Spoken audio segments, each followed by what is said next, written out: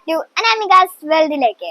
അപ്പോൾ ഇന്ന് കിട്ടിയിരിക്കുന്നത് നമ്മുടെ കൊടംപുളിയാണ്.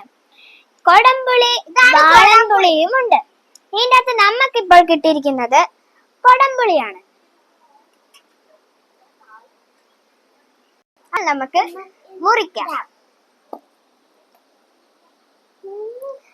ഇതിന്റെ അകത്ത് കുരുകളുണ്ട്. ഇത് നമ്മള് ചൂമ്പാം. നമുക്ക് ഇത് കടിച്ചു തന്നാൽ നമ്മുടെ പല്ലിൽ കറ പറ്റും. കണ്ടോ? ഇതിലേക്ക് മാറ്റാം. നമ്മൾക്കപ്പോൾ ഇത് ഇതിന്റെ അകത്തോട്ട് ഇടാട്ടോ.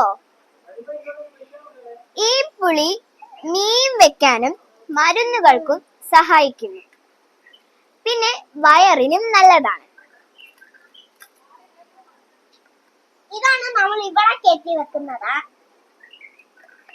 ഇത് മുറിച്ച് ഇങ്ങനെ ആക്കണം. കണ്ടോ? മാല പോലെയുണ്ട്. കണ്ടോ? പിന്നെ ഇത് അടുപ്പിന്റെ അവിടെ വെച്ച് ഉണക്കണം.